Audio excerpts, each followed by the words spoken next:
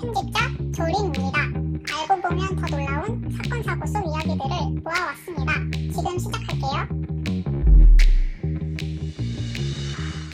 그 제주 4.3 이야기인데요. 이건 정말 너무 큰 사건이고 어떤 배경에서 어떤 시점에 어떻게 일어난지를 잘 몰랐는데 좀 이렇게 평화공원도 보고 또 기록도 찾아보고 4.3 보고서도 한번 처음부터 끝까지 다 읽어보고 이렇게 하면서 좀 정리를 해봤습니다. 1948년 4월 3일을 말하는 겁니다. 그때 이제 남로당, 남조선 노동당의 제주도당이 무장봉기를 일으켰는데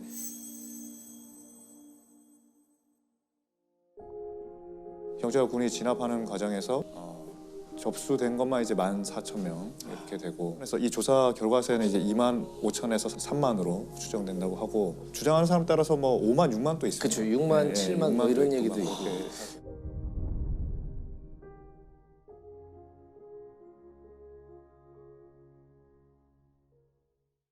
배경이 그 촉발된 거는 그 한 해 전에 2047년 3월 1일에 이제 3.1절 기념식을 관덕정에서 했습니다.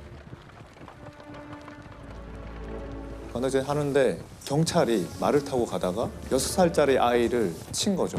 근데 그 경찰 잘 몰랐던 것 같아요. 모르고 그냥 가버리니까 그걸 본 군중이 화가 나서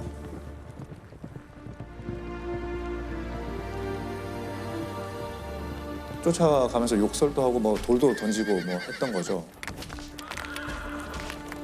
그러니까 또 멀리서 그걸 본 다른 경찰들이 이제 폭동을 일으킨 줄 알고 총을 쏜 거예요. 그 총을 쏴서 6명이 죽은 거죠. 돌을 던진 그런 분들이 아니라 그냥 옆에서 관망하고 있던 사람들에게까지도. 다 그렇게 6명이 돌아가신 거죠.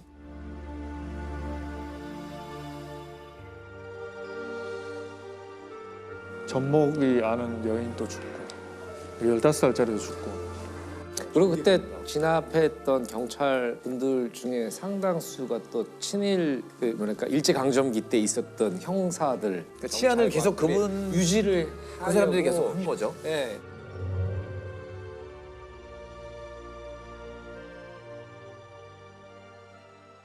그러고 나니까 이제 온 이 제주 도민들이 들끓고 일어난 거죠. 그래서 95%가 참여해서 총파업을 해버립니다. 3월 10일에. 그리고 그때 일제 때 행패 부리던 사람들이 끝나고도 계속 그러고 있으니, 특히 경찰이 뭐 이런 사람들은, 일반 백성들은 이게 해방이 됐는데도 좋아지는 게 하나도 없는 거예요. 그러니까 3월 10일 날 총파업을 하죠. 그러니까 그 법원, 검찰, 각 관공서, 경찰관도 해요. 경찰관. 근데 파업 요구 조건이 고문을 하지 마라. 일제 때 고문 그렇게 했는데 해방되고도 또 하고 있어요. 그리고 총 막 써. 총을 그렇게 쉽게 쏘고 있으니까. 그죠? 그러니까 일제 경찰처럼 하지 마라. 아니 지금 해방됐는데 똑같은 경찰이라고 똑같이 하고 있으니까.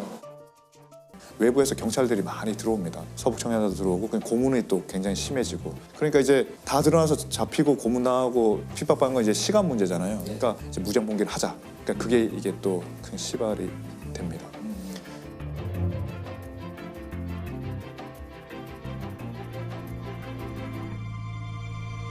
그때는 국가보안법이라는 게 이런 게 없었기 때문에 그냥 노동당이라는 것만으로 문제가 되는 건 아니었어요. 정부 수립을 하면서 남과 북이 정체성을 선명하게 이제 제도적으로 가져간 거죠. 좌익과 우익이 공존하고 있었어요. 그러니까 굉장히 이렇게 모든 게 카오스였던 거죠. 혼동 다 존재하고. 네. 그래서 그때부터 계속 더 강력하게 제압을 해야 되고. 이게 왜냐면 총선을 앞둔 상황이었어요. 정부 수립 총선 자체가 무산될 수도 있고 연기될 수도 있는 것 자체가 5월 10일이었죠. 이듬해 5월 10일. 네, 그러니까 이거 자체가 영향을 미치면 안 되니까 조기에 강력하게 진압을 해야겠다라고 해서 시작된 걸로 알고 있어요. 근데 제주도만 두 지역구에서 과반수를 못 채워서 선거가 안 된 거예요. 그러니까 이제 난리가 난 거죠. 여기는 완전히 빨간 섬이다. 예.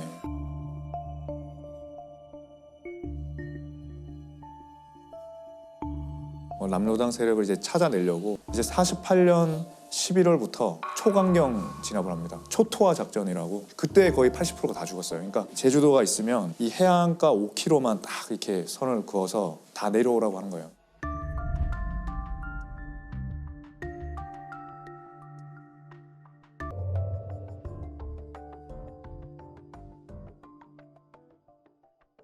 집을 다 태워요. 다 태우고 보이면 다 죽이고.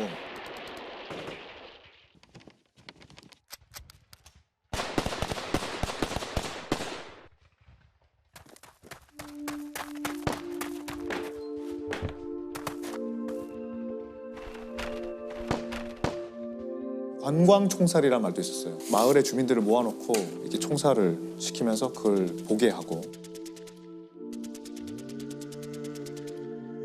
굴 속에 막 숨어 들어가서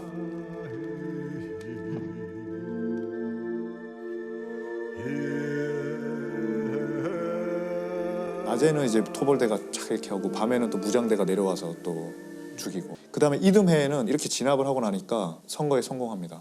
학살에 가까운. 학살이죠. 이게 일방적인 학살이에요. 네. 이 피해자들의 진술서가 몇 개 있는데 와 이거 정말 너무 믿을 수 없는 정도인데 그러니까 그날 남편과 조카는 미리 피신했고 나는 9살 난 아들 3살 난 딸과 함께 집에 있었습니다. 날이 막 밝아올 무렵에 총소리가 요란하게 났습니다. 그러나 설마 사람을 죽일 거라고는 생각하지 못했습니다. 그러자 군인들은 나를 탁 밀면서 총을 쏘았습니다. 3살 난 딸을 업은 채로 픽 쓰러지자 아들을 향해 또 한 발을 쏘았습니다. 아들은 가슴을 정통으로 맞아 심장이 다 나왔어요. 그들은 인간이 아니었습니다. 그들이 나가버리자 차마 읽으시기가 이게 사실은 너무나 잔혹스러운 상황이고 우선 아들이 불에 탈까봐 마당으로 끌어낸 후 업었던 딸을 살폈죠. 그때까지만 해도 딸까지 총에 맞으리라고는 생각지 못했습니다.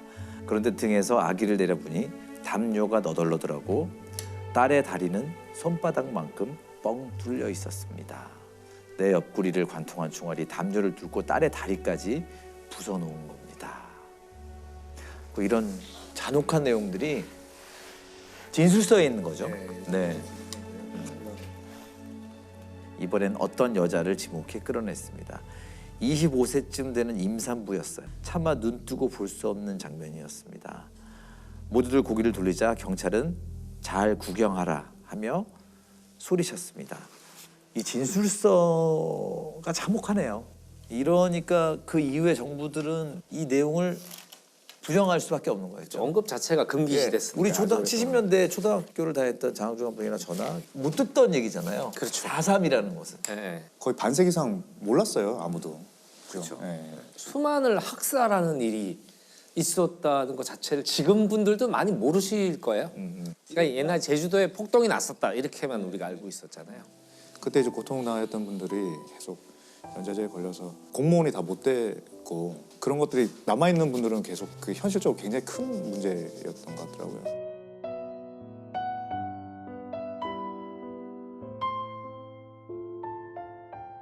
이게 수면 위로 올라오게 된 게 언제부터일까요? 현기영 작가님이 그게 처음으로 사실 알린 거죠. 사실 어떤 의미에서. 대중적으로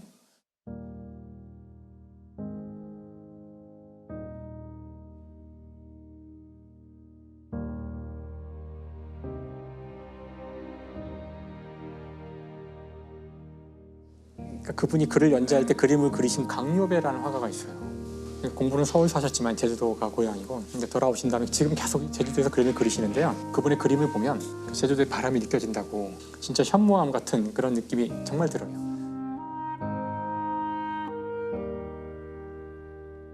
그분이 사실 이제 유명한 이유 중에 하나도 그 1990년대 초에 사실 그때는 아직 사람들이 거의 잘 모를 때죠. 동백꽃이다라는 화보집을 내는데 화보집 역시 4.3 사건을 다루는 당시로서는 굉장히 그 위험한 행동일 수도 있는 걸 했던 화가이고 공론화시키는 데 이제 기여하신 분이에요.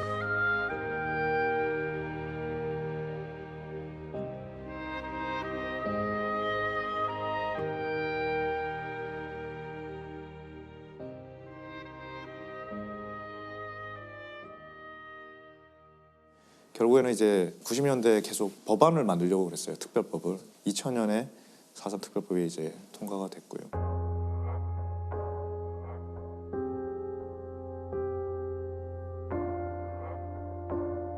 그러니까 그 당시에 여기 몇천 명이 그냥 재판을 받았는데 4.3 당시 군법회의란 이름의 불법 군사재판으로 억울하게 옥살이를 하거나 숨진 수영인 희생자만 2천여 명.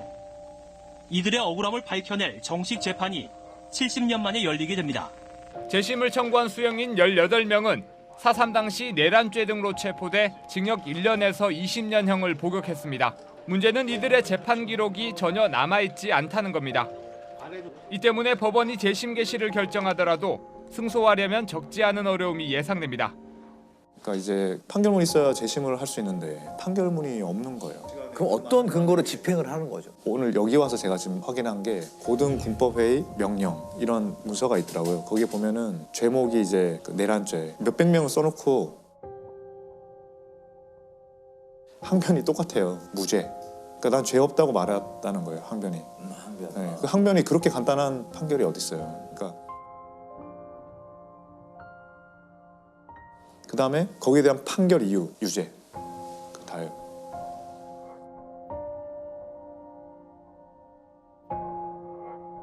이유가 아니죠. 사람의 주장은 무죄? 제가 세봤어요. 그러니까 딱 18자 나오더라고요. 그 두 자가 무죄 빼고 16자예요. 뭐뭐뭐에 관하여 무죄.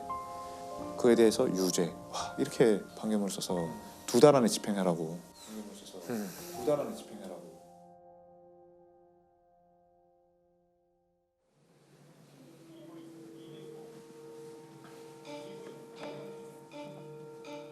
명령인데 계엄지구 고등군법회의 명령 제20 일종의 고등군법회의가 군사법원이라는 뜻이거든요.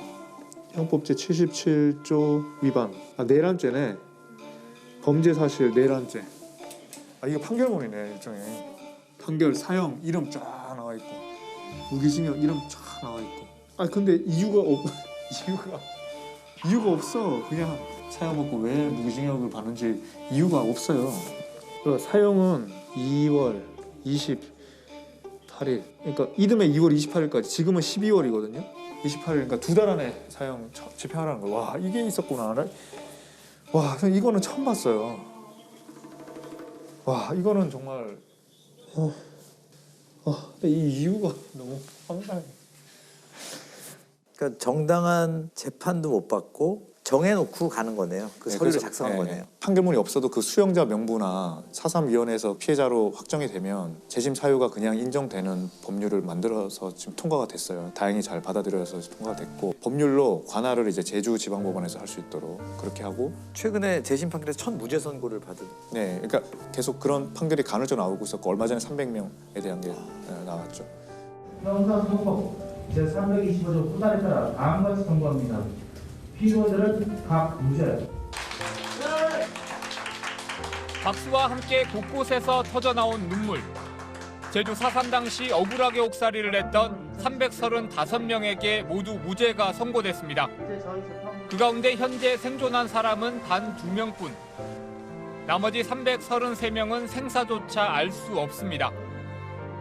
당시 불법 군사재판을 받고 전국의 형무소로 끌려간 뒤 한국전쟁 때 행방불명됐기 때문입니다. 저는 그때 그렇게 할 때는 되게 많은 분들이 혜택을 받을 수 있을 줄 알았어요. 그러니까 보니까 몇천 명이 그런 식으로 재판 받았지만 이 죽은 분들이 몇만 명이잖아요. 정말 그 소수더라고요. 그리고 또 한편으로는 우리나라의 정체성에 대해서 이런 일이 있었다는 거를 어떻게 받아들여야 되나, 이걸 어떻게 받아들여야 될까, 뭐 그런 생각, 답을 잘 모르겠어요. 박종철 고문치사 사건 하면 잘 아시겠지만 87년도 1월 13일 날 하숙집에서 박종철 군이 경찰에 연행돼서 하루 동안의 구타와 물고문을 비롯한 갖가지 고문을 받다가 이제 하루 만에 사망한 사건이죠.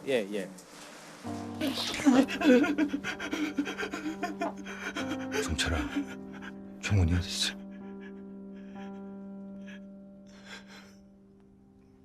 몰라요. 진짜 몰라요. 살려주세요. 몰라요. 일어나. 살려주세요. 그 새끼야. 가자. 안돼.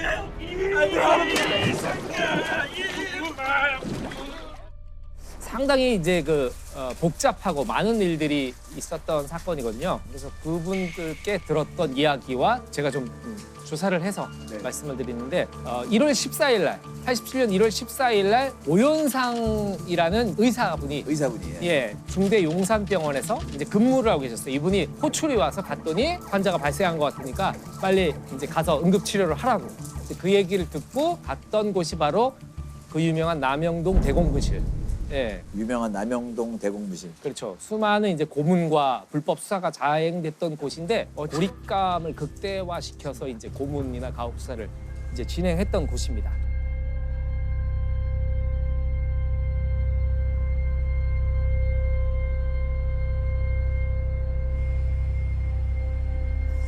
그렇게 만들어진 대공분실 509호실에서 이제 이 오연상 씨가 방에 딱 들어간 순간에 벌써 온통 바닥이 물바다. 나중에는 이 옷을 세탁을 했어야 될 정도로 바닥이 심하게 물바다였다 그러고요. 박종철 군, 대학생, 젊은 대학생이 온몸에 물이 흠뻑 젖어 있는 상태로 이제 누워 있었다는 거예요. 갔더니 경찰관들이 어떻게 얘기했냐면 이 친구가 우리한테 조사를 받다가 너무 전날 먹은 술에 갈증이 나서 계속 물을 달라고 해서 물주전자를 갖다 줬더니 몇 주전자를 먹더니 갑자기 쓰러졌다. 그래서 빨리 처치를 해달라. 그래서 이분이 환자를 보잖아. 이 귀에다 댔더니 뱃속에 이제 물이 꿀렁꿀렁 거리는 소리가 들렸다 그래요. 그래서 이분은 벌써 이건 뭔가 심상치 않다. 이미 사망했습니다.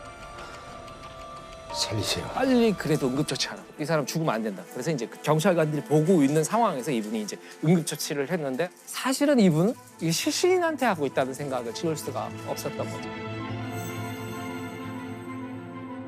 근데 여기서 생기는 의문점이 있잖아요. 경찰관들이 만약에 고문을 하다가 사망케 했다면 왜 외부인을 증인을 사실 불러들이는 거잖아요. 범행 장소로.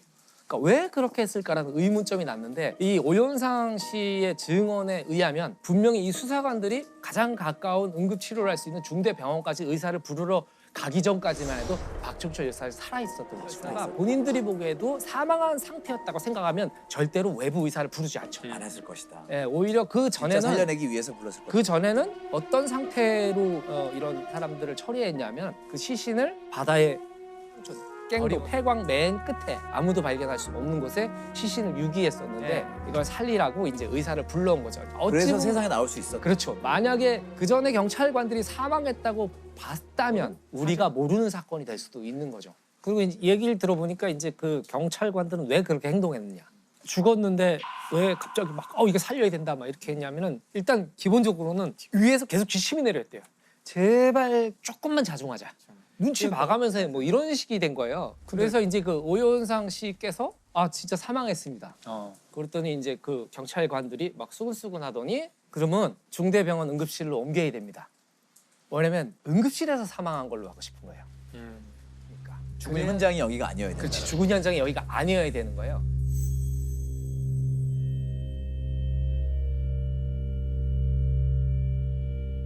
이 형사들은 계속 이제 시신을 어떻게든 끌어내려고 하는 와중에 저쪽 방에 있는 전화기가 보였대요.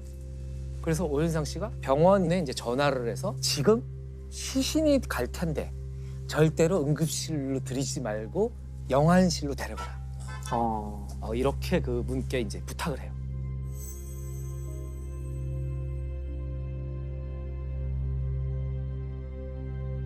아니 이거 딱 봐도 시신 같은데 왜 응급실로 가냐? 영안실로 가야 된다고. 그래가지고 경찰관들이 응급실로 가지 못하고 시신을 경찰병원으로 다시 이동을 합니다.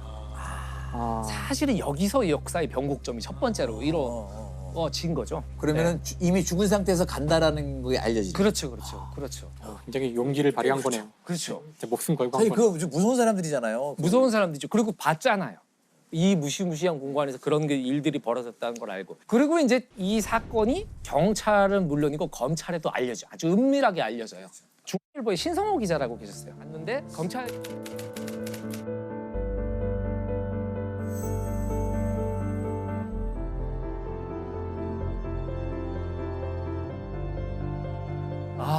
요즘에 경찰 애들 큰일이야. 경찰 애들 왜 자꾸 이러는 거야 진짜. 그런 얘기를 들은 거예요. 들은 거야. 그래서 이분이 넘겨짚은 거죠. 그래 말입니다. 왜 그랬죠? 뭔가 알고 있느냐. 그렇죠. 그러니까 이제 이 검사분도 아유 저 그 젊은 애를 갖다가 말이야. 아 나 진짜. 경찰들 큰일이다. 서울대생이라면서. 아유, 그러게 말입니다. 참. 아까운 목숨을 또 이런 식으로. 응? 하여튼 남영동 애들 너무 막 나가서 큰일이다, 큰일. 사람들 참 살살 들지 마세요. 여보세요, 부장. 저 남영동에서 조사받던 서울대생이 사망했답니다. 자 그래서 이제 이 사건이 외부로 알려져요. 이때부터는 언론을 막을 수가 없게 통제가 무너진 거죠.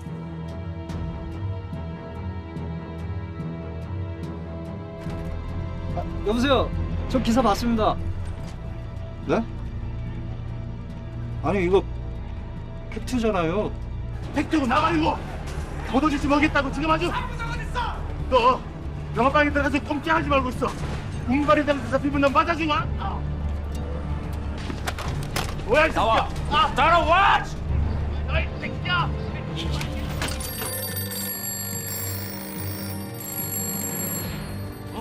뭐야? 가봐. 어디. 꺼내봐, 빨리 꺼내봐. 야, 어디로 가야 돼?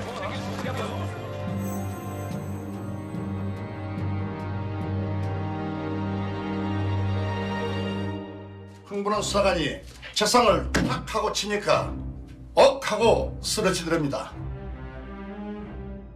말도 안 되는 이야기를 하니까 이제 더 끌어올렸던 거죠. 언론사에서 앞다퉈 취재 경쟁을 벌입니다. 이 거만을 했던 의사 오현상 선생한테 이 기자들이 찾아옵니다. 근데 벌써 경찰에 감시조 2명이 붙어 있죠. 한 사람은 남아서 요 앞에 계속 지키고 있더라고요. 그러면서 말로는 귀찮게 구는 사람들이 있을까 봐 이제 보호하겠다 그렇게 얘기를 했지만은 뭐 감시죠. 그 앞에서 계속 대기하고 있었는데 화장실을 갔다가 어떤 젊은 분이 와가지고선 물어보시더라고요. 아니, 화장실 너무 오래 기다렸어요. 바닥에 물로 흥건했습니다. 욕조가 있었고요. 폐에선 수포음도 들렸습니다. 그러니까 물고문이라고 얘기하진 않았어요. 이분은 본 대로 들은 대로 이야기를 이제 한 거죠. 그리고 이제 오현상 씨는 이 얘기를 하고 신길동 대응분실에 끌려가서 16시간 동안 조사를 받습니다. 예, 진실에 접근할 수 있는 계기를 마련하게 된 거죠. 그리고 이제 그 부검의로 국립과학수사연구소에 있던 황적준 박사를 지정을 합니다.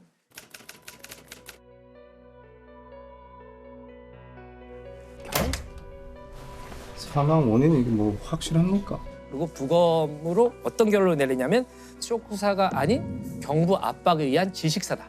외력에 의해서 사망했다. 지금 내가 얘기하는 이 부검 소견을 그대로 전달해달라 라고 얘기하고 황적준 박사는 치안본부장한테 다시 불려가죠. 경찰 최고위층 불려가게 되는데 거기서 이제 부검 소견을 바꿔야 된다. 왜 너 그렇게 하느냐. 경부 압박에 의한 질식사입니다. 물고문 과정에서 욕조턱에 목이 눌리면서 이것이 말하라! 네가 고무지사라 까모 우리 다 죽는 기라. 그게 부검 소견서에 심장 마비 네 글자만 써도 요구를 하면서 그 자리에서 100만 원이 든 봉투를 건넵니다. 얘는 국과사들 레시피하고 이분이 결심을 굳혔다 그래요.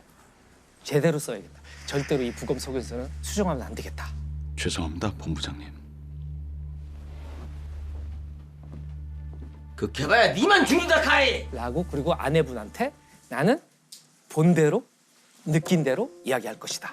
이 사실대로 이제 부검 소견을 공표하죠. 공표하게 되면서 이제 물고문이 아니다라고 얘기할 수가 없게 된 상태가 된 거예요. 결국 강민창 치안본부장이 물고문을 시인하고 동인의 머리를 한 차례 욕조물에 잠시 집어넣었다가 내놓았으나 계속 진술을 거부하면서 완강히 반항하자 다시 머리를 욕조물에 밀어넣는 과정에서 질식 사망한 것으로 판매되었습니다. 이렇게 사태가 이제 펼쳐지면서 당시 고문을 자행했던 형사 2명이 구속이 됩니다. 자, 이렇게 사건은 일단락되는 듯 했어요. 그리고 민심도 어느 정도 잦아들었습니다. 사실 이제 그 대반전을 이루게 되는 사건이 지금부터 펼쳐지는데 박종철 군 고문치사 사건에 가담한 경찰관은 이미 구속된 2명 이외에 3명이 더 있었던 것으로 검찰 수사 결과 드러나가지고 또 충격을 안겨줬습니다. 이미 구속된 2명이 최근 심경의 변화를 일으켜서 공범을 폭로한 것으로 밝혀졌습니다. 사건 당시 수사반장을 맡았던 조한경 경위와 가장 나이가 어린 강진규 경사가 모든 책임을 지기로 하고 나머지 이 3명은 책임을 지우지 않기로 한 것으로 밝혀졌습니다. 이부영 전 의원이라고 혹시 잘 아시죠? 예. 이부영 전 의원이 이제 시국 사건으로 수감돼 있었는데 밤마다 계속 누가 우는 소리가 들리는 거예요. 그리고 또 누구 한 명은 막 찬송을 부르고 기도하는 소리가 들리는 거예요.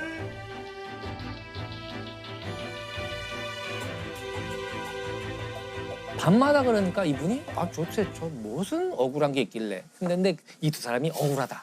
억울해서 총대를 맸다. 이부영 전 의원이 이제 그걸 듣게 돼요. 네, 그걸 듣고서 당시에 한재동 교도관이라고 계시거든요. 이부영 의원을 굉장히 마음 깊이 존경하던 이부영 의원이 이 밝혀지지 않은 범인들의 이름을 거기다 받아 적습니다. 그리고 이걸 다시 한재동 교도관에게 전달합니다. 이걸 세상에 알려다오. 네. 그리고 이제 5월 18일 날 명동성당에서 천주교 미사가 열리거든요. 미사 도중에 전격적으로 이걸 발표해버립니다. 세상. 고 박종철 군 고문치사 사건의 진상이 은폐, 조작되었다. 박종철 군을 직접 고문하여 죽음에 이르게 한 범인은 2단 5과 2개, 학원분과 1반, 경위 조한경, 2개 1반 경장 이정호, 2개 1반 경위 황정웅, 2개 1반 경사 반금곤, 2개 5반 경사 강진규.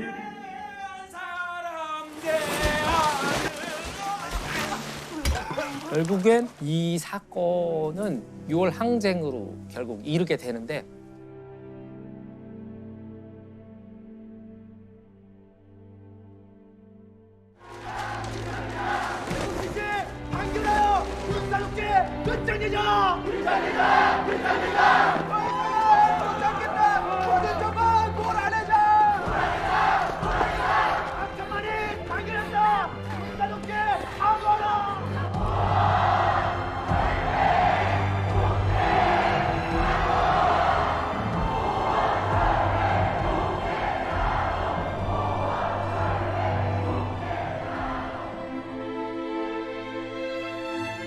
몸소 깨우치는 윤리와 정의감이라는 게 분명히 있을 거라고 생각을 해요. 그래서 제가 이제 이 이야기를 돌이켜보면서 생각을 해봤는데 교도관분도 만나 뵙고 이부영 의원도 만나 뵙고 다 오로지 직업 윤리와 상식이었다.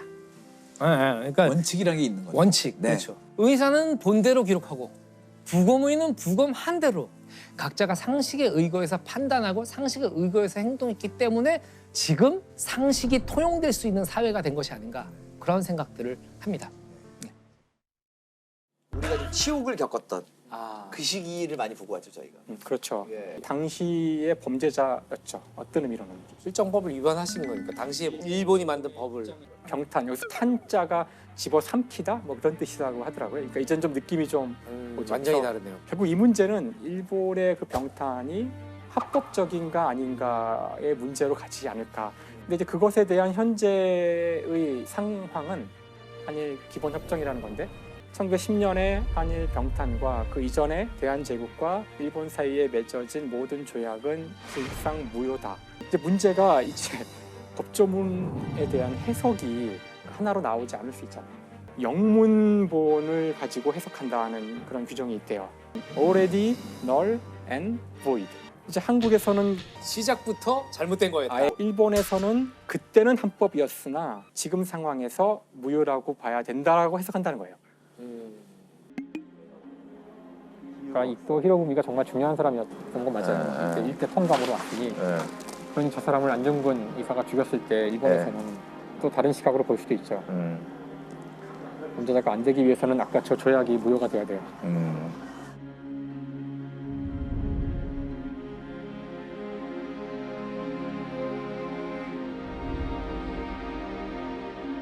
그래서 우정을 봐야죠. 일본이 다 몰아놓고서 찍어라 이제 하는 거죠, 이거. 최초로 합의를 할 수 있지 않을까라고 말문을 연 사람이 이완용이래요. 그리고서는 이제 하나씩 마음을 바꿔서 8명 중에 5명이 필요하거든요. 사실 이때 이 사람들은 솔직히 목에 칼이 들어서 죽었어야 돼. 이렇게 억지로 했으면 국제사회에서 훨씬 더 문제가 됐을 텐데.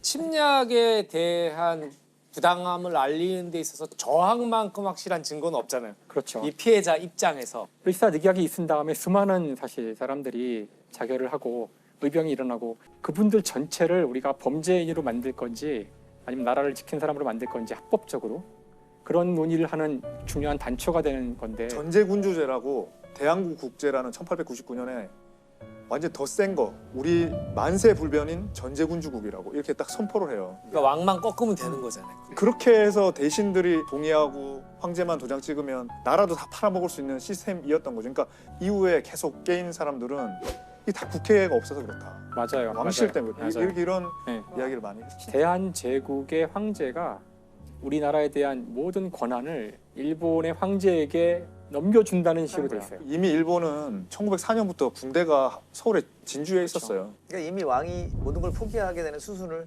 그렇죠. 힘이 없는 거는 그때 당시 뭐 그랬다고 최소한 문제는 뭐냐면 전략 자체가 없었다는 거죠. 이 왕실 조선 왕조에서. 그러니까 지도부가 무능해서 전 국민을 범죄인으로 만든 거죠. 그치?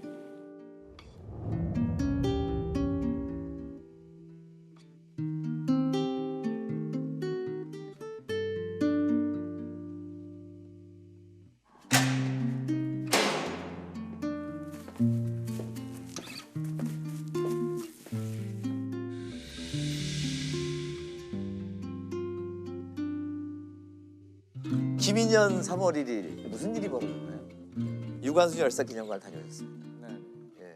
4월 1일, 음력 3월 1일이에요. 그때 이제 유관순 열사께서 경찰에 연행도 돼요. 그래서 3월 5일인가에 이화학당에서 좀 힘을 써서 빼줍니다. 유관순 열사께서는 그냥 다시 또 고향인 아우네 장터에서 한 3,000명이 4월 1일 날 또 만세 운동을 합니다. 거기에 또 참가를 하셨죠.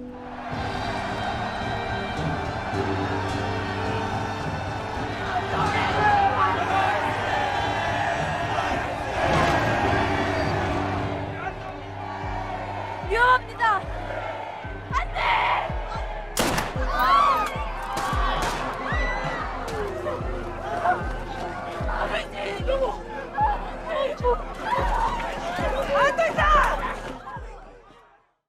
제가 유관순 열사에 대한 판결문 하나 가져왔습니다.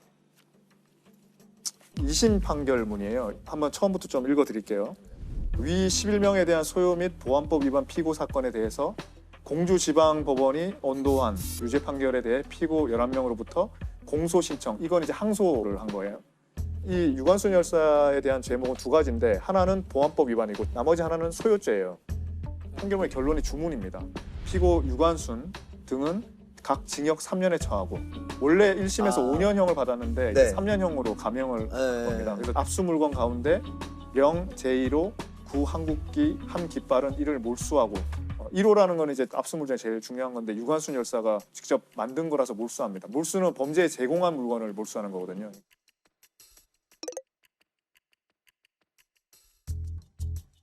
이 판결문 전체에서 한 문단 전체에 유관순 열사에 대해서만 쓰고 있어요. 제일 첫 번째로.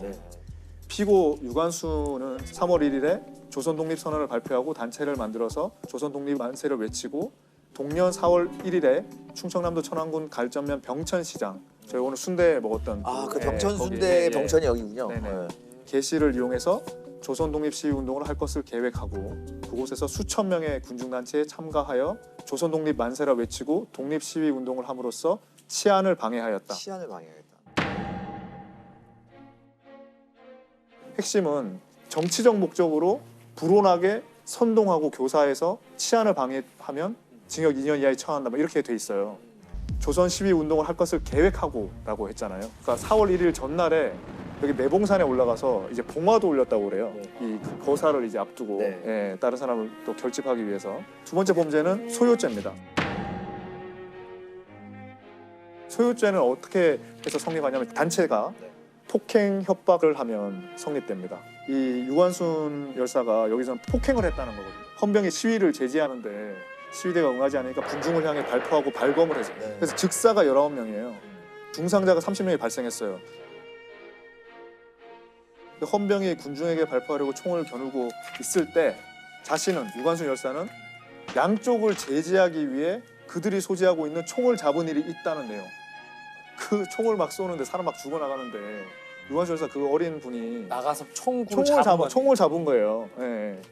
그 중에 유중권 어른이 피해자의 한 명이 된 거예요.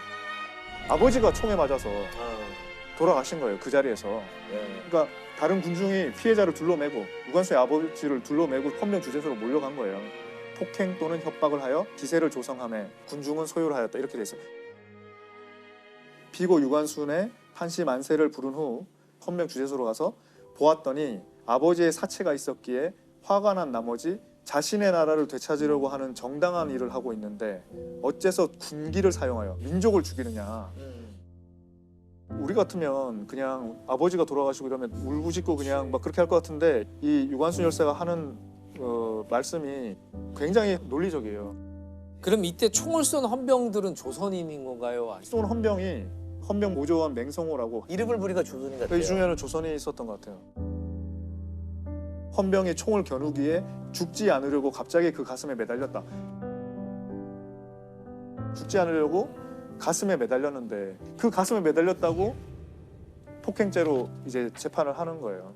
피해자의 피해 내용이 이런 식이잖아요. 뒤에 더 구체적인 사유가 나와요. 보세요. 유관순은 소장이 입고 있던 옷에 혈흔이 있는 걸 가리키며 군중에게 무언가를 말하면서 이 피가 우리 아버지의 피였다. 보세요. 이게 지금 이 사람이 죽인 겁니다. 추측이지만 그랬을 수도 있을 거잖아요. 이거 가지고 이제 폭행죄로 붙잡고 흔들고 또 그 가슴에 매달렸고 이게 다예요. 판결문에 이렇게 써 있네요. 네, 이게 다예요. 이게 세 가지인 거예요. 아버지가 죽었으니 당연히 아버지가 돌아가셨는데 근데 하나도 죄가 되는 내용이 없지 않나요? 어떻게 보면 학살의 현장에서 돌을 집어서 던진 것도 돌 던진 것도 아니고 이게 다예요. 그러니까 이게 오히려 판결이 얼마나 잘못됐냐의 증거가 되는 것 같은데 이렇게 상세하게. 그러니까 저는 이렇게 쓰고도 3년형을 줬다라는 게 무시하는 거죠. 그렇죠, 그렇죠. 거기 사람들이. 혐의 내용을 조작하거나 이런 게 아니고. 그러니까 말을 만들 생각도 안 하는 것 같아요. 이 내용을 가지고 처벌을 했다는 건 지금 너무 이상하죠. 그렇죠, 그렇죠. 네, 네. 치안방해죄는 보안법상 2년 이하의 징역이거든요. 그러면 그걸 최대한으로 줬다 하더라도 붙잡고 흔들고 살려고 가슴에 매달린 거 가지고 3년 더 받은 거예요. 판결문 자체와 양형이 말이 안 되는. 참 얼마나 많은 사람들이 이렇게 억울하게 당했어요. 말도 안 되는 재판 속에서 그러니까 이게 일본인 검사가 공소를 제기해서 일본인이 판결한 거잖아요. 뭐 우리한테 유리하게 안 썼을 거예요. 斎藤総督の配慮で減刑となった。お前も半分に減刑されるだろう。 난 여기 들어올 때부터 죄수가 아니라고 했다. 그러니 은혜니 배려니 가명이니 나하고는 하등 관련이 없다.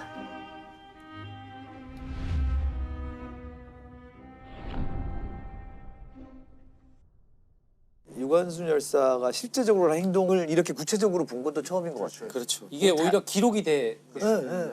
유관순 열사는 하여튼 그냥 보통 분은 아니고 그냥 3.1 운동으로 이제 옥고를 치렀잖아요. 그러니까 20년 3월 1일이 됐어요. 1년이 지났어요. 감옥에서 만세 운동을 해요. 그 서대문 형무소에 갇혀서 만세를 부르는데 그 이웃들도 다 들려서 같이 만세를 불렀다는 거예요.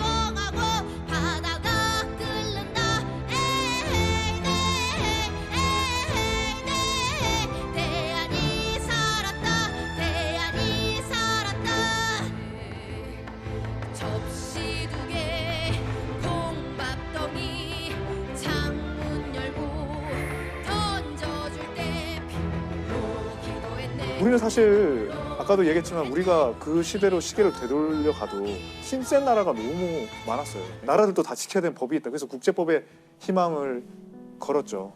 되게 현명한 방법. 네, 그때는 이제 3.1운동도 국제법에 베이스를 두고 독립을 주장한 거예요. 그건 국제적으로도 무시할 수 없는. 그러니까 외신에도 나올 수 있었던 거고. 그리고 또 하나 더 중요한 거는 4월 11일 날 임시정부를 수립해요. 그 임시헌장 10조를 발표합니다. 1조가 뭐냐면 대한민국은 민주공화국임 이거예요. 3.1운동을 하면서 이 200만의 이 국민들이 온 팔도에서 일어나서 이게 내 나라를 돌려달라 하면서 이 나라가 내 거라는 체험을 하게 된 거죠. 그 바탕으로 입헌군주국 하는 것도 목표였던 그 나라가 혁명이네요. 그러니까 이게 단순히 한 거가 아니었던 거죠. 정말 민족의 저력인 게 나라 뺏기고 9년 만에 한 거잖아요. 근데 대신 그때 나라가 없었던 거죠. 물론 나라는 없었죠. 3.1운동은 민주화라도 굉장히 관련이 있는 거예요. 그냥 항일운동 정도가 아니라. 그러니까. 하지만 이런 엄청난 저도 희생을 많이 알았네요 오늘. 희생을 치러야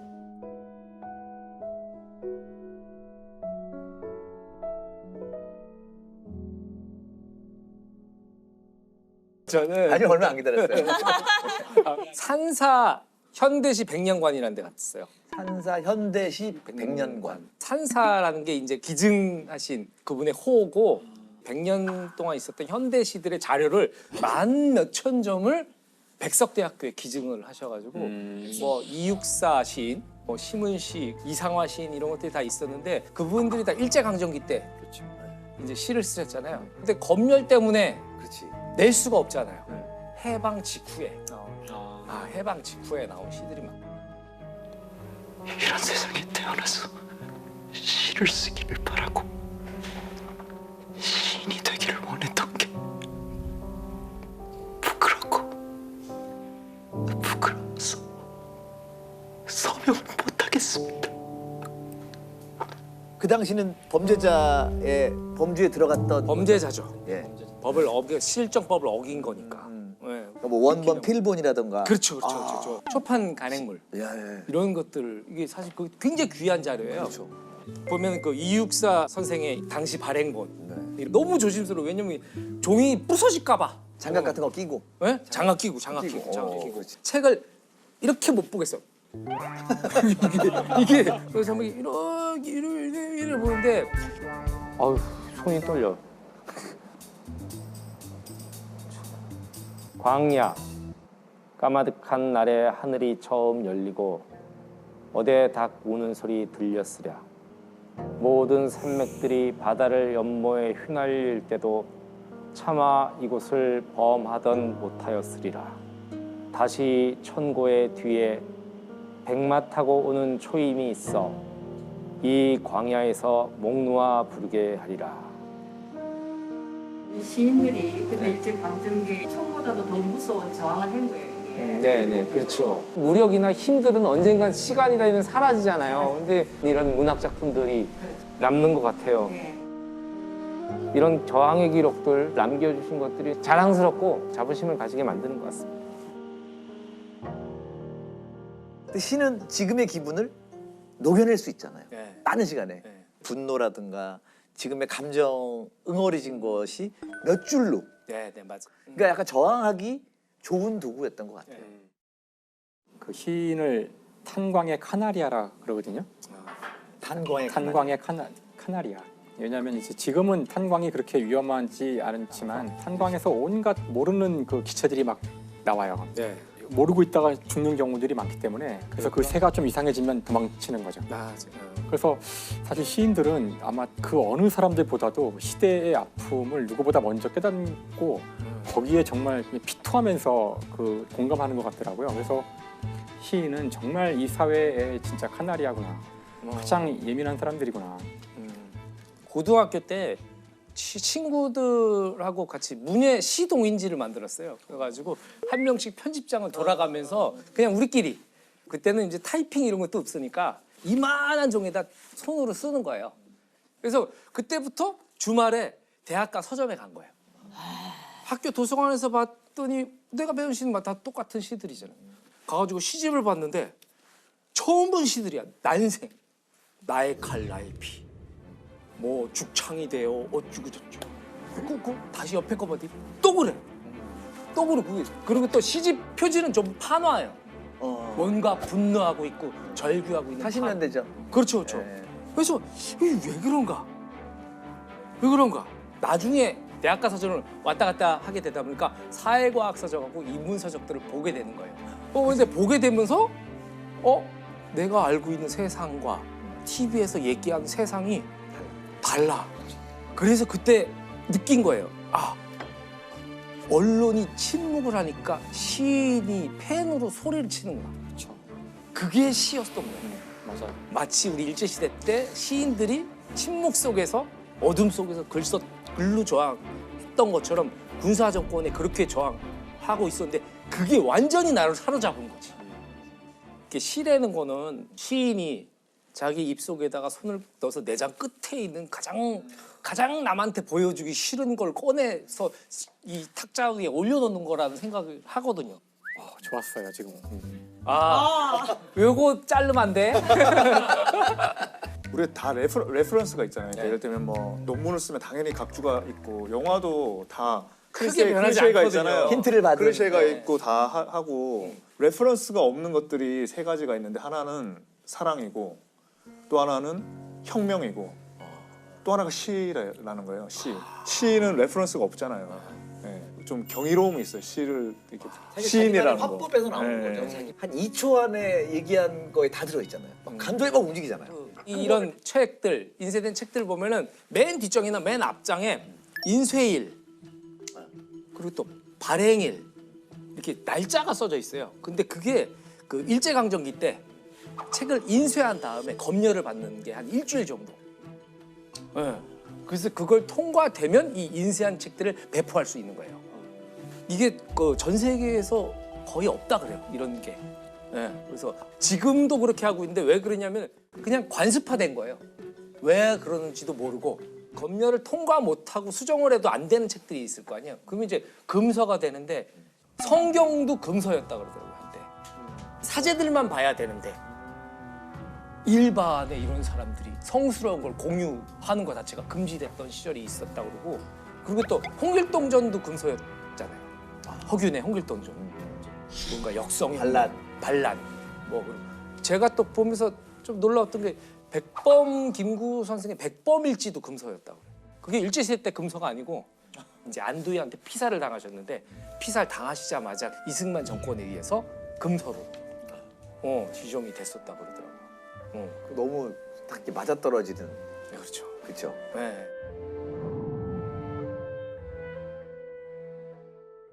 우리 장은주 감독님이 익산역에 갔다 오셨어요. 네. 익산역이 예전에는 익산역이 아니었잖아요. 네, 옛날에는 도시 지명 자체가 익산이 아니고 이리였죠. 이리. 왜 우리 어렸을 때 이리라는 동물 있잖아요. 이리. 맞아요. 이리랑 이 늑대랑 같은 거더라고요. 그래서 집에 오면서 80년대 중반까지 동화책이며 뭐 어디 사람들이 얘기할 때 주로 이리라고 얘기를 했었대요.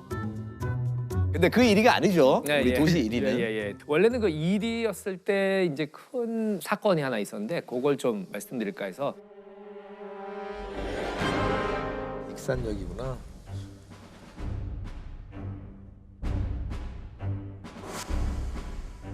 일대가 난리가 난 거구나. 일대가. 그렇지.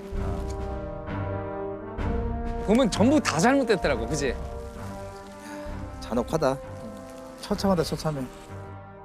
1977년도에 윤종신 씨나 뭐 김상욱 교수님 기억하실지 모르겠는데 저학년 기억나요 지금도. 그렇죠. 네. 이리역 그 폭발 사고가 있었죠. 굉장히 큰 폭발 사고가 있었는데 수천 명의 사상자를 냈던 이리역 화양열차 폭발 사고. 이리역에서 다이너마이트를 싣고 있던 한국 열차가 폭발한 것이다.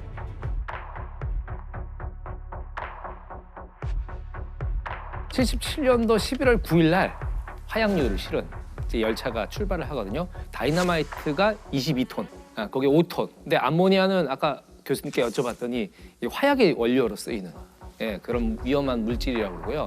그리고 뇌관이 1톤이니까 그게 그냥 기차로 이동이 됐군요. 네, 그렇죠. 폭발물을 싣고 인천역에서 출발을 했죠. 광주역을 향해서 출발을 하다가 여기 이리역에서 이제 폭발했던 사고인데 당시 폭발이 어느 정도였냐면은 폭발이 난 곳에서 큰 구덩이가 파였는데 그 구덩이가 깊이가 15m, 옆으로 이 직경이 40m. 그 사진이 기억나요. 그 다음 날인가 신문에 일면에 많은 사진이 실렸는데 막 거대한 구덩이가 있는 그게 지금도 기억이 나요. 마치 분화구 같은. 그렇죠, 분화구 같은. 그런 구덩이가 생길 정도로 엄청난 폭발이었어요. 무슨 시골의 조그만 간이역도 아니고 도심에 있었을 거 아니에요. 도심 한복판에 왜냐면 보통 여기면은 중앙에 있잖아요. 피해가 어마어마했을 것 같아요. 이리역에서 700m 떨어져 있는 그 민가에 10톤짜리 기관차 본체가 날아가서 집을 파괴했어요. 그 인근 지역 4km까지 열차의 파편들이 날아갔었고 얼마나 컸으면은 화재와 폭발력이 4km까지 갔다는 것에 대해서 와. 인근 군에서 그 진동이 느껴졌대요. 땅에서 시내가 암흑천지가 된 거예요. 그리고 이제 경보 사이렌이 울렸죠. 큰 폭발음이 들리고 당연히 시민들은 전쟁인 줄 알고 다른 지역에 사는 친척들한테 전화를 해가지고 거기도 폭격 맞고 있지 이렇게 물어볼 정도로 당시에 굉장히 놀랐던 사건이에요. 이 사건으로 59명이 사망을 하고 185명이 중상을 입고 그리고 이재민이 7,800명. 네. 이재민 수용소를 따로 건설할 정도로 많은 이재민들이 발생을 했고 그 전에도 화약을 운송하는 열차는 많았는데 왜 이리역에서 이 폭발 사고가 일어났는지 그걸 좀 알아봤더니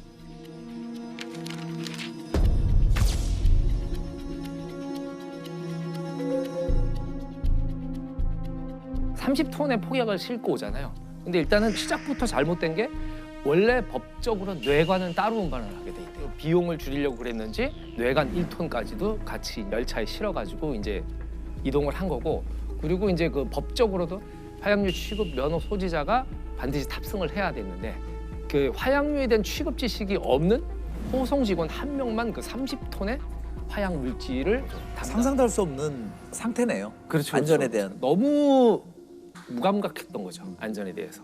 아 근데 중요한 기관에서 시킨 일 아니겠어요? 그 당시에 이제 한국화약이라는 회사에서 보낸 폭발물이었는데 원래 그 화약류 이런 폭발할 가능성이 있는 물품을 실은 열차는 직행을 하게 돼 있대요.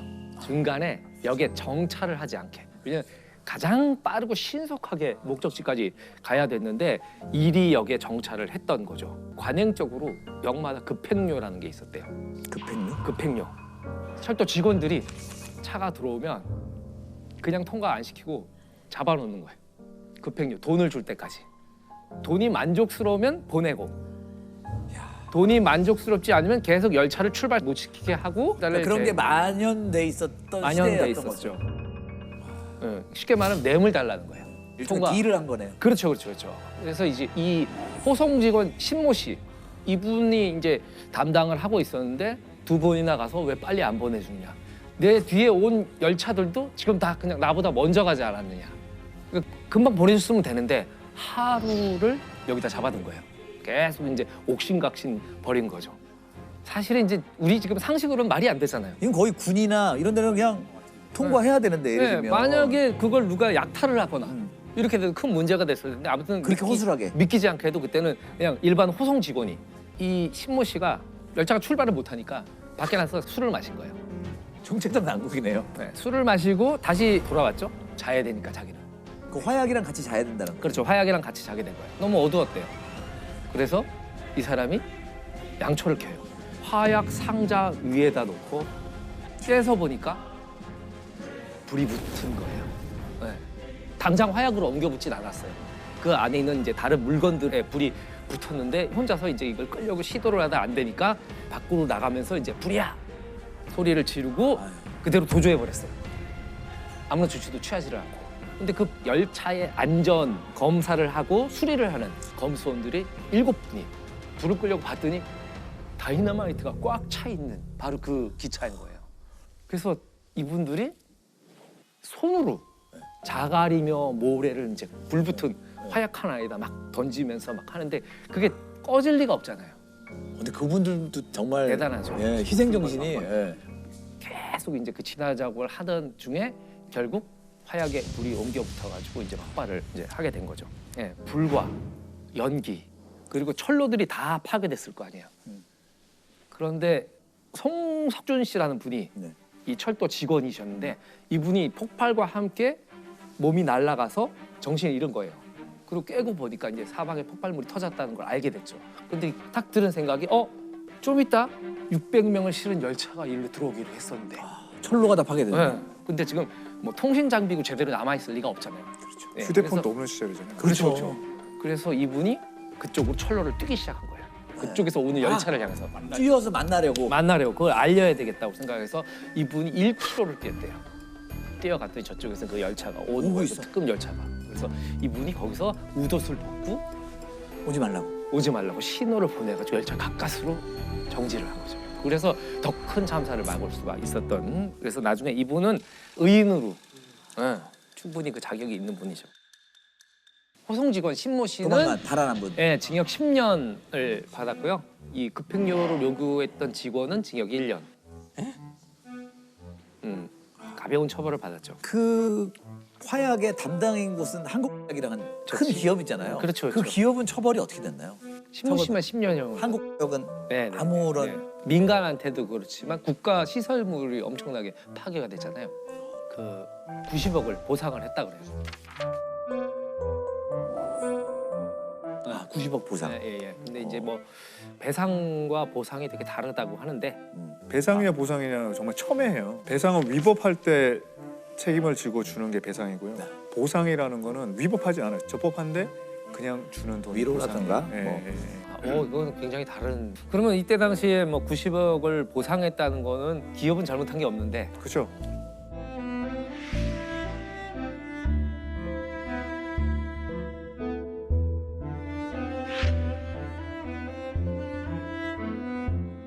(80년대) 한 중반까지만 해도 이런 게 다 모든 관공서 업무에서 만연했었어요. 사회가 부패하면은 어떤 우리가 대가를 치르는지를 보여주는 거죠. 사실은.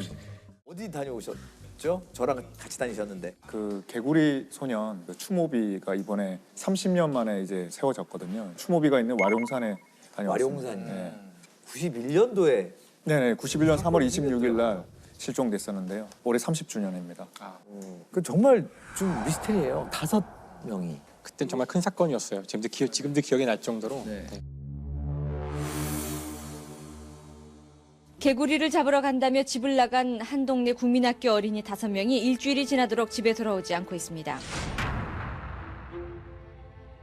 91년 3월 26일에 5 어린이가 도롱뇽 알을 찾으러 간다고 가까운 뒷산에 와룡산에 올라갔어요. 그리고는 이제 실종이 된 거예요. 그때부터. 11년 동안 애들이 어디 갔는지 전혀 모르고. 그러니까 저희 어릴 때도 이게 전국적으로 개구리 소년들 찾는 그런 캠페인이 막 벌어졌잖아요. 네. 세제에도 있고 공중전화 카드에도 있고.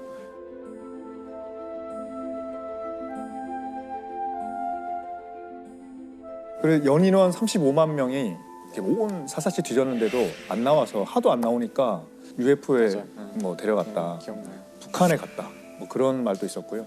피해자의 아버지가 용의자로 몰리기도 했다면서요? 근데 어떤 이제 프로파일러께서 아이들 중에 아버지 한 명이 범인일 것이라고 이제 지목을 좀 하셔가지고 또 그 집을 다 뒤지고 막 파고 막 이렇게 해서 난리가 났죠. 참으로 알기 어려운 일입니다. 개구리 잡으러 나간 대구의 5 어린이가 행방불명이 된 지 7달이 지났지만 그 흔적을 찾을 수가 없습니다. 11년 뒤인 2002년도에 도토리를 죽으러 갔던 사람이 그 유골을 발견하게 됩니다. 4명의 아이가 같이 이제 있고 또 한 구는 또 따로 유골이 발견됐죠. 유골을 이제 분석해 보니까 뭐 두개골에 뭐 어떤 아이는 자국이 있고 그래서 굉장히 끔찍하게 살해된 거죠. 됐을 때 그냥 삽으로 막 파서 마대에 놓고 이렇게 전문가가 보기도 전에. 아니 이게 좀 더 섬찟한 얘기는 어쨌든 사건을 저지른 범인이 어디 활보하고 돌아다니고 있을 거잖아요. 그렇죠. 지금 이거 보고 있을 수도 있죠. 그러니까요. 네. 사실은 우리 역사에 찾아보기 힘든 희대의 살인마 중에 한 명인데 그 사람을 우리가 정체를 모른 채 같이 살고 있다는 게 진짜 소름 돋는 것 같아요. 아니면 한 명이 아닐 수도 있지 않을까요? 그렇죠. 네. 아닐 수도 있죠. 땅을 파는 게 보통 쉬운 일이 아니잖아요. 그러니까 삽 같은 도구가 있어야 될 것 같고요. 그러니까 이게 아이들한테 무슨 원한이 있었을 건 아닌 것 같고.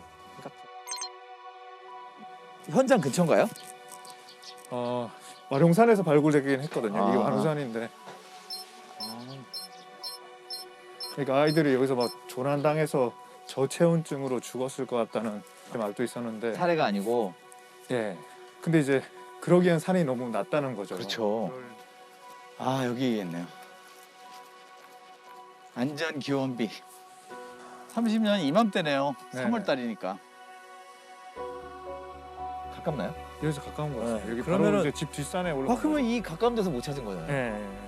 아 왜 그랬을까? 아니 근데 부모한테 협박도 없었고 유괴는 아닌 거란 얘기죠. 그죠? 우발적으로 그냥 죽이게 된 상황이 아닐까라고.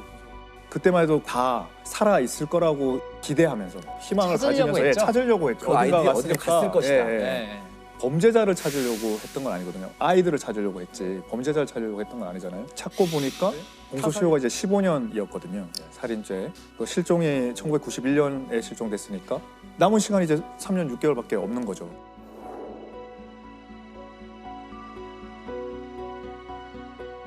이게 수사를 멈춘 상태인가요? 아무도 안 하고 있는 거예요? 작년, 재작년에 또 재수사도 또 한 번 또 하고 그랬던 것 같습니다. 그러니까 범죄라는 것도 시간에 얽매여 있는 거거든요.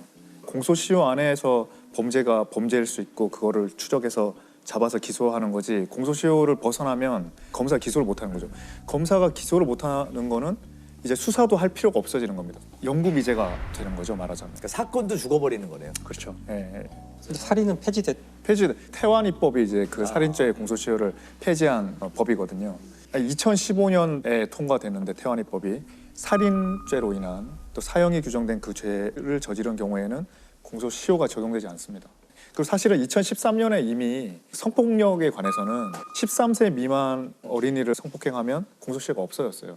근데 그거는 굉장히 성폭력에 관해서 제한적으로 있었던 거고 2015년에 태완이법이 통과되면서 살인죄에 관해서는 적어도 이제 공소시효가 전혀 없어지게 됐습니다.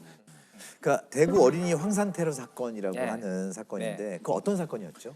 그러니까 이제 1999년 5월 20일에 태완이가 6살이었거든요. 6살인데 아침에 학습지 공부하러 이제 학원에 가는 길에 갑자기 남자가 뒤에서 머리를 뒤로 딱 이렇게 해가지고 황산을 뿌린 거예요. 황산을 얼굴에. 네, 그러니까 눈이 다 녹고 얼굴도 다 녹아서 식도도 다 이제 녹고 그래서 49일 동안 이제 고통에 시달리다가 이제 하늘나라로 갔죠. 네, 그러니까 뭐 정말 말도 안 되는 일이 일어난 거죠. 그러니까 태완이가 무슨 너무 황당한 일인 거죠. 말 설명할 수도 없는. 그러니까 그 영상을 보면 너무 안 됐어요. 그러니까 붕대로 온 몸을 다 발 빼고 붕대로 감고 있는데 당시 용의자들은 있었나요? 그러니까 태완이가 지목한 사람이 있었죠. 한 사람. 네. 얼굴을 딱 본 건 아니고 이제 황산을 본 거죠. 그러니까 이게 뿌리는 거를 본 거죠. 뜨거운 물이 부어졌다고 생각하는 거죠. 그리고 목소리를 들은 거죠. 네. 그리고 이제 그 신발에 황산이 묻어 있기도 했고, 네. 그걸 데리고 또 병원에 가고 막 이렇게 했다는 거예요. 네. 그런 와중에 옷에도 황산이 묻고, 그래서 옷 신발에도 묻었다. 그리고 옷과 신발을 분리해놔야 되는데 그냥 한 대 섞어 놓다 보니까 신발에 황산이 발견돼도 이게 옷에 있던 게 묻었어야 할 수도 있는 거잖아요. 그러니까 또 어떤 면에서는 그 경찰이 보기에는 그 도와준 사람이랑 이 범인이랑 혼돈했을 수도 있다고 생각도 할 여지도 있었던 것 같아요. 기소조차 못한 거네요. 네, 그런 불확실성 때문에 기소를 못했어요. 굉장히 안타까운 거죠.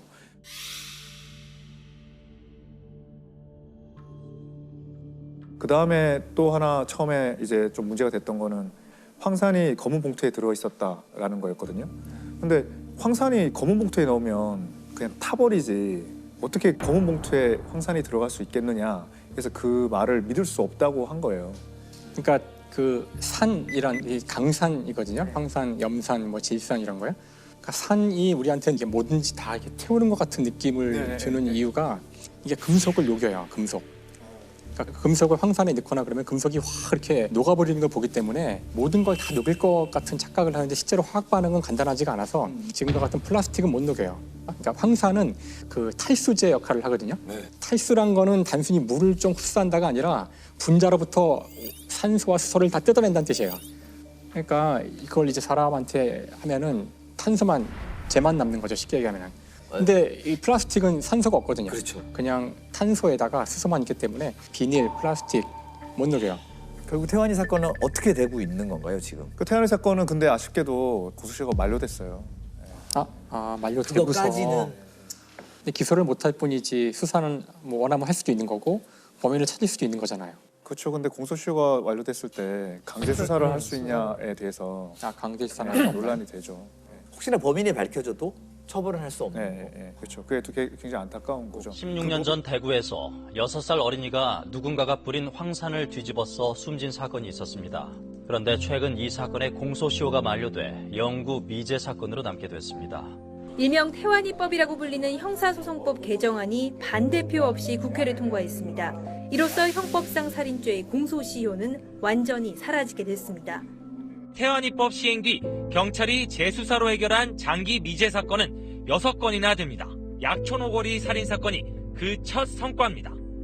유력한 용의자가 밝혀졌는데도 공소시효가 9일밖에 남지 않아 영구 미제 사건이 될 뻔했는데 때마침 도입된 태완이법 덕분에 사건을 해결할 수 있었습니다.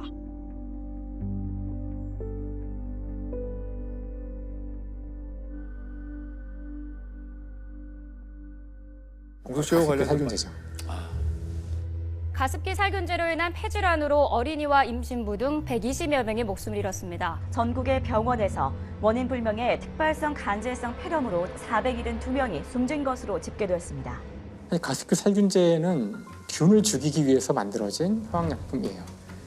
가습기라는 게 이제 물이 있는 거라 금방 거기가 세균에 감염되기가 쉬워서 원래는 자주 닦아야 되는데 이거를 가습기 물에 타면 닦지 않아도 세균이 생기지 않기 때문에 그냥 쓰시면 된다는 거예요. 그게 소독 효과가 있을 거야. 그렇죠. 사실 어떻게 들으면 되게 혹하는 이야기고 옛날에 그 정부에서도 공무원들 방에 그 많이 썼대요. 관리가 깔끔하게 되는. 썼던 것 같아. 저도 썼어요. 기억이 나요. 지금 생각하면 정말 바보 멍청이야 나도. 그러니까 살균제인데 여기에 들어간 약품들이 어디에 쓰이는 거냐면은 정화조를 닦는 데 쓰이는 약품이에요. 락스 이런 거. 약품들이에요. 그러니까 이거를 여기 이 가습기에 넣는다는 게 말이 안 되는 건데 아직 굉장히 종류도 한 뭐 수십 가지가 되고요. 이제 그 대표적인 게 에서 만들어졌던 거였죠. 그게 가장 많은 희생자를 냈던 건데요. 근데 이게 문제는 이제 94년부터 쓰이기 시작해서 1년이 채 지나기 전에 사람이 죽어요. 근데 이유를 모르죠. 처음에 이유를 몰라요. 이유를. 주로 이제 유아들이 죽어요. 그래서 2006년쯤에 이제 그 아산병원의 한 의사분이 아이들이 자꾸 죽는데 폐가 이렇게 섬유화된다 그래서 폐가 굳어서 죽어요. 세균도 없고 바이러스도 없고 유전도 없고 뭐 요인을 몰라요. 근데 너무나 많이 이제 죽으니까 그 자기가 아는 소아과 의사들한테 메일을 쫙 뿌렸대요. 50개를. 혹시 이런 증세가 있냐? 나만 보는 건가? 여기만 생기는 건가?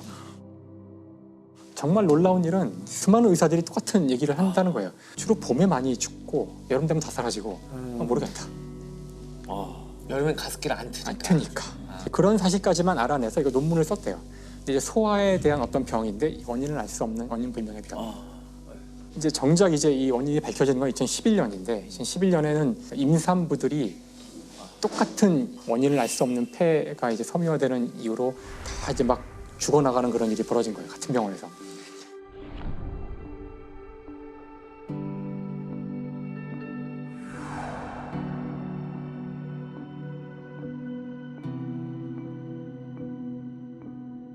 이건 도저히 안 되겠다 이거는.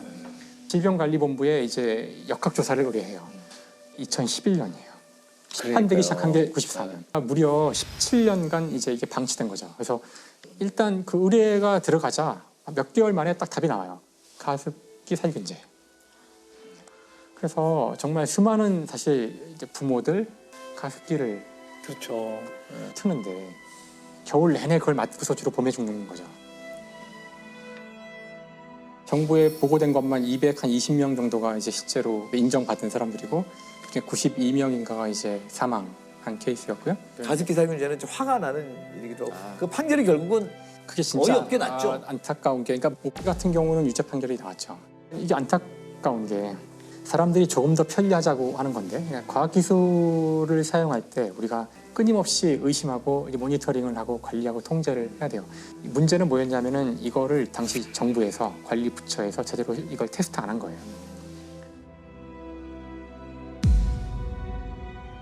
그 기업에서도 이거는 합법적인 정부의 승인을 받은 거라는 식으로 이제 문제가 이제 되는데요.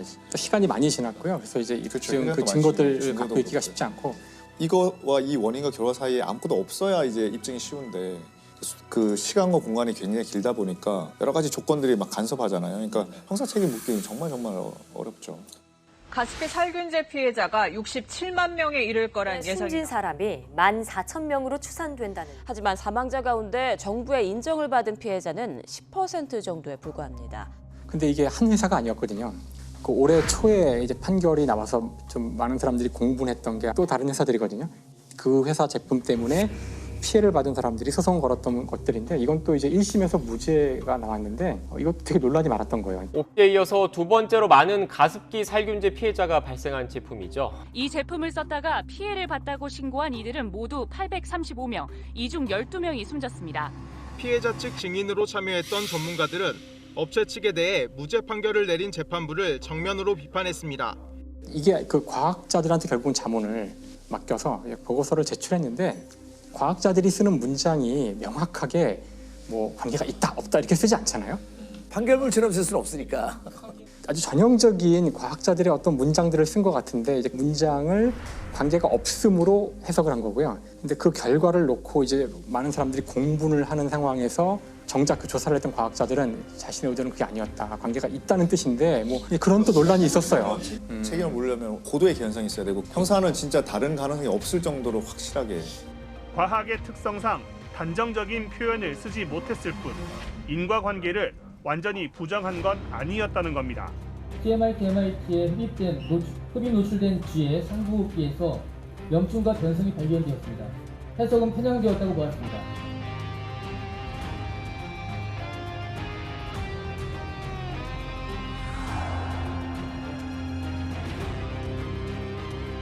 그 이제 서양에서는 1957년에 독일에서 개발한 약이 하나 있었는데 탈리도마이드라는 약이 있었어요. 탈리도마이드는 이제 진통제인데 뜻하지 않게 이 진통제가 그 산모들의 입덧을 약화시켜주는 그런 효과가 있었던 거예요.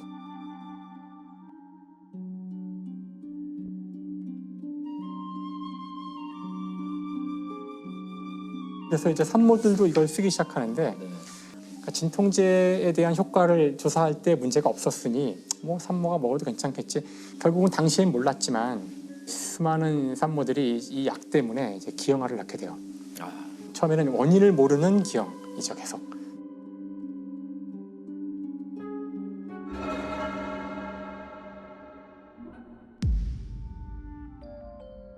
여기서 중요한 교훈이 미국은 희생자가 거의 안 생겨요.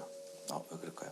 이제 미국에다가 이걸 팔기 위해서 이제 승인 요청을 했는데 FDA에 있었던 프란체스 첼시란 분이에요. 당시 이제 그 조사관이죠. 이걸 승인할 수 없다. 왜냐하면은 입덧에도 효과가 있다고 지금 홍보를 하는데 태아에게 안전한지 테스트를 했어야 하는데 없다는 거예요. 근데 이제 제약회사가 예상할 수 있지만 큰 회사거든요.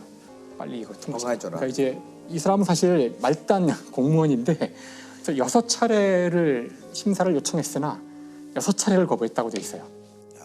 아주 올곧은 공무원이네요. 결국은 허가가 나기 전에 이 사건이 터지고 그래서 이 사람은 영웅이 돼요. 전 여기 두 가지 교훈이 있다고 생각해요. 과학기술이라는 거 이것이 좋은 점이 물론 있고 편리한 점이 있지만 정말 그걸 관리를 잘하지 않으면 우리가 예상 못한 일들이 생길 수 있거든요. 그러니까 그게 무서워서 하지 말자는 얘기가 아니라 엄청난 그 통제와 감시와 의심을 하면서 발전시켜 나가야 되는 거고요. 두 번째는 결국 침묵의 봄으로 돌아오는 이야기인데 우리는 사실 생물의 입장에서 되게 희한한 종이에요. 호모사피엔스는.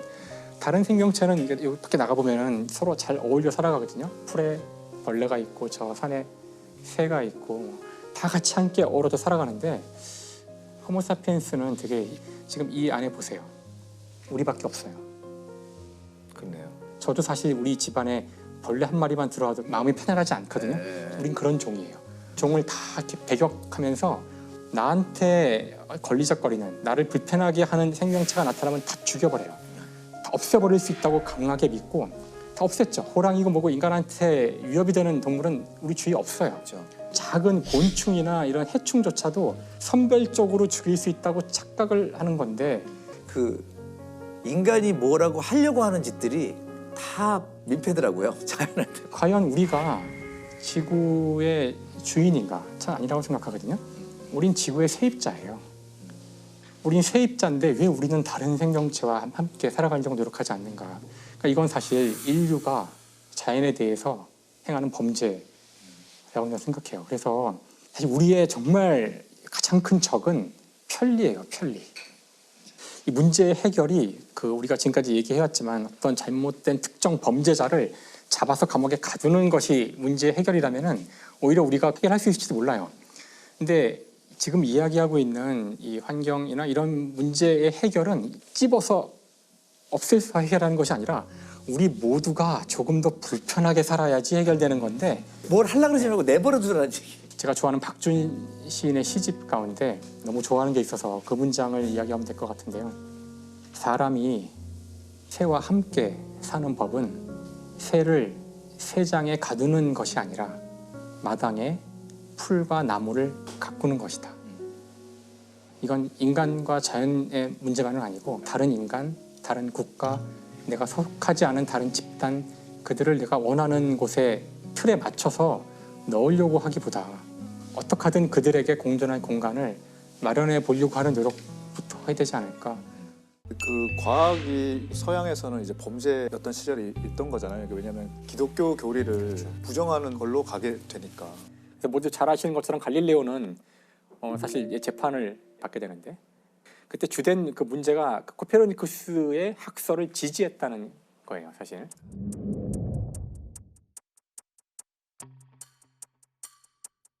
지구가 돌지 않고 우주가 다 지구를 중심으로 돌 때는 우리가 중심이거든요. 당연히 하늘이 돌면. 지구가 돌면 사실 모든 게 돌 수 있는 거고, 그럼 우리는 수많은 것들 중에 하나. 그러니까 이제 이게 평등 사상으로 가요. 이게 위험한 사상일 수도 있는 거죠. 어떤 의미에서는 위험할 수도 있었지만 왜 하늘을 관찰해서 네 멋대로 판단을 해? 여기 다 써 있는 대로 해. 그 4번이 재판 가운데 마지막에 판결을 받는데 그것도 되게 섬세하게 돼 있더라고요. 재판 그 기록을 보면은 태양이 움직이지 않는다는 것은 이단, 지구가 돈다는 것은 말도 안 되는 이야기, 뭐 이런 식으로 분리돼가지고 이렇게 얘기가 돼 있던데요. 어쨌든 갈릴레오의 그 주장이 범죄였던 시절이 있다는 거. 그러니까 1920년대에 미국의 테네시 주에서 버틀러법이라는 법이 만들어지는데요.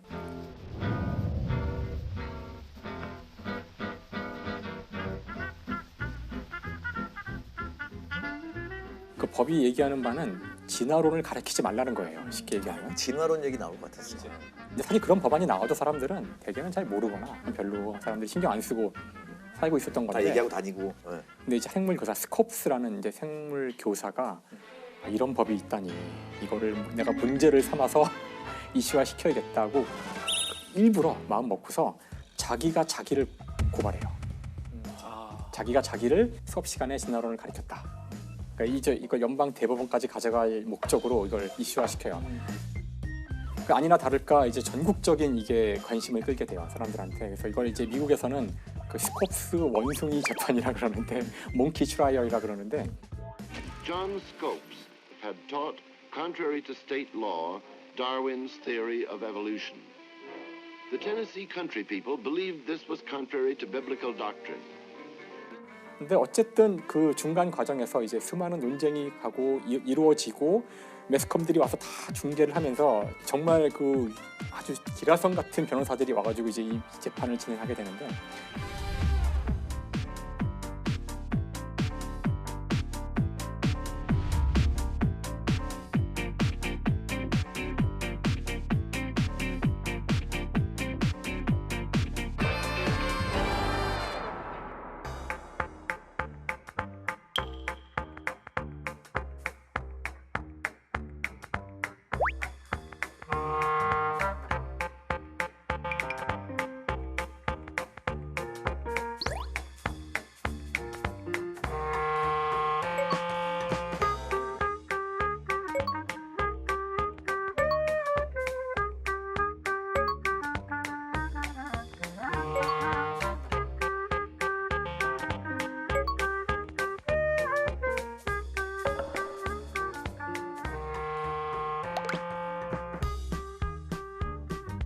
근데 이제 결론적으로는 이미 법이 있는 거고 법에서는 그런 걸 어기면은 $100의 벌금을 물게 돼 있어서 뭐 아마 예상하실 수 있겠지만 결국은 $100의 벌금을 물게 돼요. 물론 재판은 그런 식으로 진행이 돼서 결국 배심원들은 유죄를 선고하고 했지만 생물학자들은 거의 대부분이 창조론을 믿지 않네? 이런 사실이 그때 이제 밝혀지게. 다 암암리에 있는 건데 공공연히 나오게 된 거네요. 그러니까 과학자들도 다 성경을 믿겠지라고 생각한 거죠. 근데 그게 아니었다는 거죠. 과학자는 몽땅 믿지 않는 걸 이제 그때 처음 알게 됐다 그러더라고요. 근데 사실은 이걸 계속 끌고는 갔어요. 그래서 이제 항고를 하고 했지만 그 다음 상급 법원에서는 이게 공론 분열을 일으키니까 이제 항소 중지시키라고 이제 얘기를 해가지고 중지가 돼서 올라가지 못해요. 그래서 이 법은 67년까지 유지는 돼요. 어쨌든 사회에는 큰 파문을 이제 일으키게 되죠. 근데 이제 그 이후에도 이제 또 한 번 이제 재판이 벌어지는데 진화론과 창조론을 학교에서 동등하게 가르쳐야 한다는 법인데 역시 이것도 남부예요. 남부 지역인데 그게 이제 생물학 선생님 입장에서는 이거 말도 안 돼.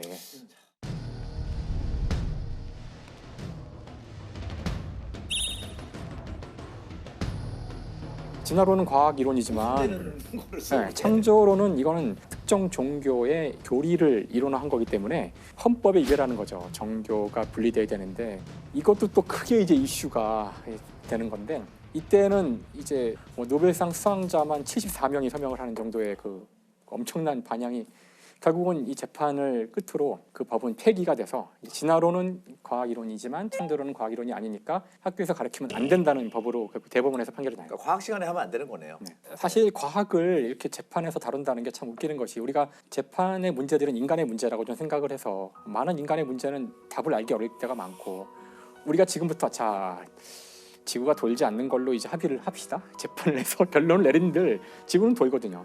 이거는 어떤 실험이나 구독과 좋아요, 알림 설정 부탁드려요. 끝까지 시청해주셔서 감사합니다. 안녕.